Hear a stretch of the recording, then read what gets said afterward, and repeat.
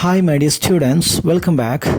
In the previous video, we saw the last meeting of Maggie with Mr. Gupta.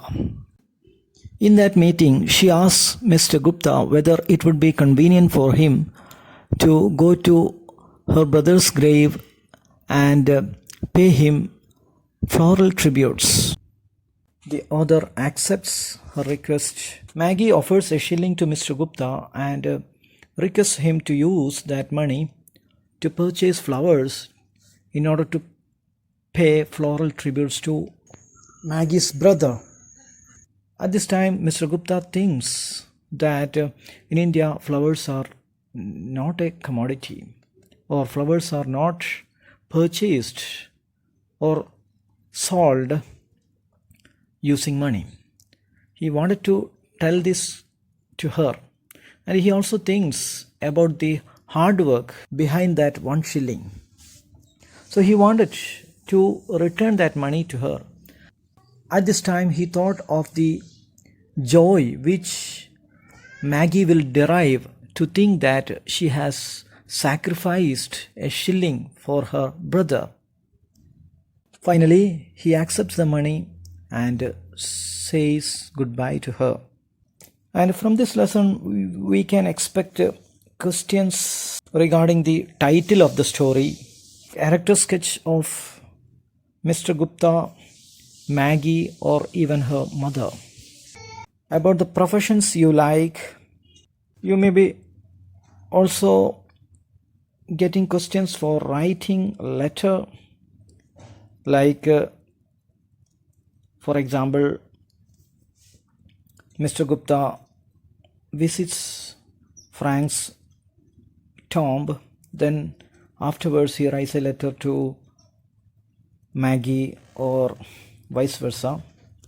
A very important grammar question from this section is reported speech. മലയാളത്തിൽ ഒന്ന് സംക്ഷിപ്തമായി പറയാം. അതായത് ഈ കഥ എന്ന് പറയുന്നത് മനുഷ്യബന്ധങ്ങൾ, ഇതാണ് ഇതിൻ്റെ പ്രമേയം. നമ്മുടെ വാക്കും പ്രവൃത്തിയൊക്കെ ഈ മനുഷ്യബന്ധങ്ങളെ ഊട്ടിയുറപ്പിക്കാൻ അല്ലെങ്കിൽ അത് ഇല്ലാതാക്കാൻ ഒക്കെ സഹായിക്കും.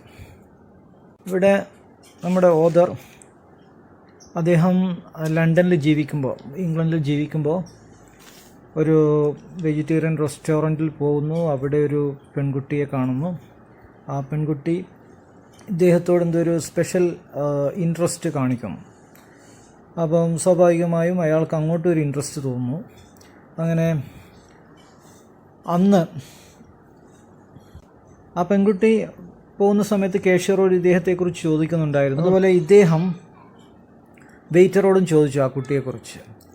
പക്ഷെ അവർക്ക് അധികം ഒന്നും ഈ കുട്ടിയെക്കുറിച്ച് അറിയില്ല. ശനിയാഴ്ചകളിൽ ഇവിടെ വരാറുണ്ട് എന്നുള്ള കാര്യം മാത്രമേ അറിയുള്ളൂ. അങ്ങനെ അദ്ദേഹം അടുത്ത തിങ്കളാഴ്ച കുട്ടിയെ അന്വേഷിച്ച് ഇങ്ങനെ ഇറങ്ങുന്നു. അവിടെ എവിടെയും കണ്ടില്ല. പിന്നെ ശനിയാഴ്ച വരെ കാത്തിരിക്കുന്നു. അങ്ങനെ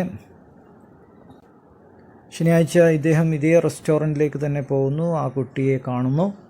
അങ്ങനെ സംസാരിക്കുന്നു. അപ്പോൾ മനസ്സിലായ കാര്യങ്ങളെന്ന് വെച്ചാൽ, ഈ കുട്ടിക്ക് ഇന്ത്യക്കാരോട് ഉള്ള താല്പര്യത്തിന് കാരണം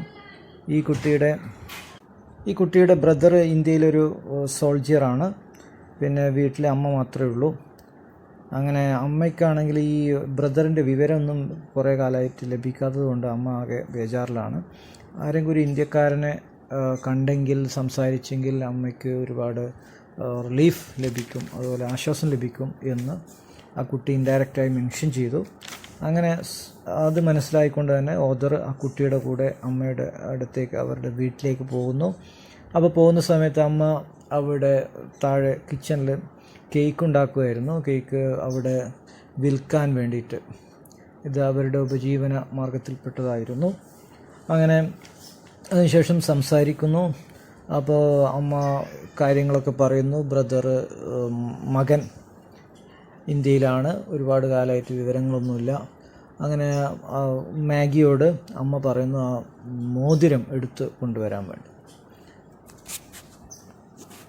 ആ മോതിരം ഒരു മാജിക് റിങ് എന്നാണ് പറയുന്നത്. അത് പിന്നെ ഈ ഫ്രാങ്കിന് അവിടെ ഇന്ത്യയിൽ നിന്നൊരു യോഗി കൊടുത്തായിരുന്നു. അതായത് അതിൻ്റെ പ്രത്യേകത എന്ന് വെച്ചാൽ അത് നമ്മളടുത്തില്ലാത്ത ആരെങ്കിലും, ദൂരെയുള്ള ആരെങ്കിലും വിചാരിച്ച് അതിലേക്ക് നോക്കുകയാണെങ്കിൽ അവരുടെ വിവരങ്ങളൊക്കെ ലഭിക്കും എന്നാണ് വിശ്വാസം. അപ്പം അത് പറഞ്ഞപ്പോൾ നമ്മുടെ ഓതർക്ക് തോന്നി ഈ അന്ധവിശ്വാസം എന്ന് പറയുന്നത് ഇന്ത്യയിൽ മാത്രമല്ല ലോകത്തെല്ലായിടത്തും ഉണ്ട് എന്ന്. അപ്പോൾ അദ്ദേഹം അവർക്ക് വേണ്ടി അതൊന്ന് നോക്കി. അപ്പോൾ അദ്ദേഹത്തിന് അതിലൊന്നും ഫീൽ ചെയ്യാൻ പറ്റിയില്ല. അങ്ങനെ അദ്ദേഹം പറഞ്ഞു എനിക്കൊന്നും കാണുന്നില്ല. അപ്പോൾ അവർ കുറച്ചൊരു ഡിസപ്പോയിൻറ്റഡ് ആയി. അപ്പോൾ അതിൽ നിന്ന് വിഷയം മാറ്റാൻ വേണ്ടി അവിടെ ഒരു വയലിൻ കണ്ടിരുന്നു. അപ്പോൾ വയലിൻ്റെ മുകളിൽ അദ്ദേഹം ചോദിച്ചു ആ വയലിൻ എന്താണ്, ആരാണ് എന്നൊക്കെ പറഞ്ഞു. ആ വയലിൻ ആരുടേതാണെന്നൊക്കെ ചോദിച്ചു. അത് അങ്ങനെ മാഗിയുടെ അമ്മ പറഞ്ഞത് മാഗിയുടേതാണ്. അത് അവൾ പഠിച്ചത് സ്വന്തമായിട്ട് തന്നെയാണ്. അവൾക്ക് പ്രത്യേക ക്ലാസ്സൊന്നും കൊടുക്കാൻ നമ്മളെ കൊണ്ട് ആയില്ല. അവൾക്ക് അറിയുന്നതൊക്കെ അവൾ സ്വന്തം പഠിച്ചതാണ്. അങ്ങനെ ഓദർ മാഗിയോട് വയലിൻ വായിക്കാൻ പറയുന്നു. മാഗിക്ക് അത്ര ആത്മവിശ്വാസം ഉണ്ടായിരുന്നില്ല. അപ്പോൾ ഇദ്ദേഹത്തിൻ്റെ ഒരുപാട് റിക്വസ്റ്റ്, എനിക്കും നിന്നെപ്പോലുള്ളൊരു സിസ്റ്ററുണ്ട് എന്നൊക്കെ പറഞ്ഞ് അങ്ങനെ അവസാനം അവൾ വയലിൻ വായിക്കുന്നു. അങ്ങനെ അത് കഴിഞ്ഞ് അദ്ദേഹം അവിടുന്ന് സ്ഥലം വിടുന്നു. പിന്നെ ഒരു 3 മാസം കഴിഞ്ഞു. അതിൻ്റെ ഇടയിൽ ഈ കുട്ടിയെ കൊണ്ട്, മാഗിയെ കൊണ്ട് അദ്ദേഹം സൂവിലൊക്കെ പോയിരുന്നു. അവിടുന്ന് ഒരു എലിഫൻ്റ് റൈഡിനൊക്കെ അദ്ദേഹം അറേഞ്ച്മെൻറ്റ് ചെയ്തിരുന്നു. ഇന്ത്യൻ രാജ എന്ന് പറയുന്നൊരു എലിഫൻ്റ്. 3 മാസം കഴിഞ്ഞിട്ട് ഈ ഒരു വിവരവും ഫ്രാങ്കിനെ കുറിച്ച് ലഭിക്കാത്തത് കൊണ്ട് തന്നെ അങ്ങനെ മാഗിയുടെ ആവശ്യപ്രകാരം അദ്ദേഹം ഫ്രാങ്കിനെ കുറിച്ച് അന്വേഷിച്ചു ഇന്ത്യ ഹൗസിൽ. അപ്പോൾ ലഭിച്ച വിവരം എന്ന് വെച്ചാൽ അദ്ദേഹം അതിർത്തിയിൽ പോരാടുകയാണെന്നാണ്. അപ്പോൾ അത് ഫാമിലിയോട് പറഞ്ഞപ്പോൾ അവർക്ക് വിഷമായി. കുറച്ച് ദിവസം കഴിഞ്ഞ് ഗുപ്തയ്ക്ക് ഒരു പോസ്റ്റ് കാർഡ് മാഗിയിൽ നിന്ന് ലഭിച്ചു. അതായത് അമ്മയ്ക്ക് വളരെ അസുഖം കുറച്ച് കൂടുതലാണ് എന്ന് പറഞ്ഞിട്ടായിരുന്നു. അതുകൊണ്ട് അദ്ദേഹം അവിടെ ചെല്ലണം, അമ്മയെ കാണണം എന്നൊക്കെ പറഞ്ഞിട്ട്. അങ്ങനെ അദ്ദേഹം ഉടനെ തന്നെ അവിടേക്ക് പോയി. മാഗി കുറച്ച് ദിവസമായിട്ട് ജോലിക്കൊന്നും പോകുന്നില്ല. കാണാനൊക്കെ ഒത്തിരി ക്ഷീണമുണ്ടായിരുന്നു മാഗിക്ക്. അപ്പം മാഗി വളരെ വിഷമത്തോടെ അദ്ദേഹത്തോടൊരു റിക്വസ്റ്റ് പറഞ്ഞു. അതായത് അമ്മയുടെ അവസ്ഥ ഇങ്ങനെയാണ്, അപ്പം അമ്മയ്ക്ക് ഫ്രാങ്കിനെ കുറിച്ച് എന്തെങ്കിലും അറിവുണ്ട് എന്ന് അറിഞ്ഞാൽ അമ്മ സുഖം പ്രാപിക്കും. അപ്പം അതിനുവേണ്ടി ഗുപ്ത ചെയ്യേണ്ടത് ആ മോതിരം നോക്കി അമ്മയോട് പറയണം എല്ലാം റെഡിയാണ്, ഫ്രാങ്കിന് കുഴപ്പമൊന്നുമില്ല എന്ന് അമ്മയോട് പറയണം. മടിയോടുകൂടിയാണ് മാഗി ഈ റിക്വസ്റ്റ് ഗുപ്തയുടെ മുമ്പിൽ വെച്ചത്. പക്ഷേ ഗുപ്ത വിചാരിച്ചു ഞാൻ ചെയ്യുന്നതിൽ ഏറ്റവും ചെറിയ തെറ്റായിരിക്കും, ഞാൻ പറയുന്ന കളവുകളിൽ അല്ലെങ്കിൽ ഞാൻ ചെയ്യുന്ന തെറ്റുകളിൽ ഏറ്റവും ചെറിയ തെറ്റായിരിക്കും ഇത്. അങ്ങനെ അദ്ദേഹം അമ്മയോട് അങ്ങനെ പറഞ്ഞു. അതായത് ഫ്രാങ്കിന് കുഴപ്പമൊന്നുമില്ല എന്ന് അമ്മയോട് പറഞ്ഞു. അങ്ങനെ അമ്മ ആ വിഷമഘട്ടത്തെ അതിജീവിച്ചു.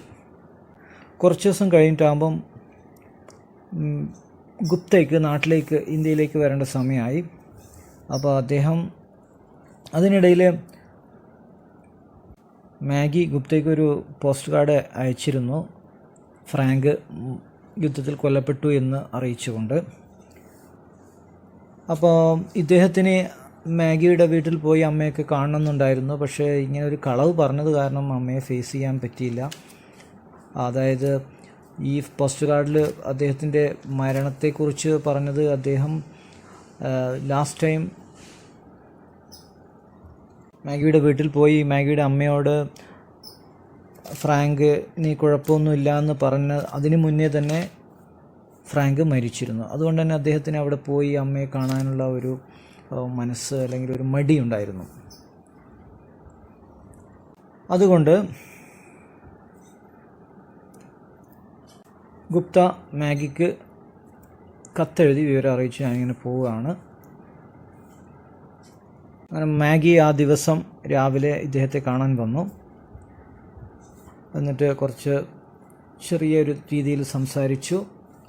അങ്ങനെ അവസാനം പിരിഞ്ഞു പോകുമ്പോൾ മാഗി ഇദ്ദേഹം ഇന്ത്യയിൽ എവിടെയാണെന്നൊക്കെ ചോദിച്ചു. അങ്ങനെ ഫ്രാങ്കിൻ്റെ ശവകുടീരം ഒന്ന് സന്ദർശിച്ച് അവിടെ പുഷ്പാർച്ചന നടത്താൻ പറ്റുമെന്നൊക്കെ ചോദിച്ചു. അദ്ദേഹം പറഞ്ഞു കുഴപ്പമൊന്നുമില്ല, ഞാൻ ചെയ്യാം. ആ സമയത്ത് മാഗി ഒരു ഷില്ലിംഗ് എടുത്ത് ഇദ്ദേഹത്തിന് നീട്ടിക്കൊണ്ട് ടേബിളിൽ വെച്ചുകൊണ്ട് ഈ പൈസ ഉപയോഗിച്ച് ഫ്ലവർ വാങ്ങിക്കണം എന്ന് പറഞ്ഞു. അപ്പോൾ അദ്ദേഹം ആലോചിച്ചു, ഇന്ത്യയിൽ ഫ്ലവർ എന്ന് പറയുന്നത് ഒരു വിൽപ്പന ചരക്കല്ല, അത് ഫ്രീ ആയിട്ട് ഇഷ്ടം പോലെ കിട്ടുന്നതാണ്. അത് പക്ഷേ അദ്ദേഹം ചിന്തിച്ചതേ ഉള്ളൂ.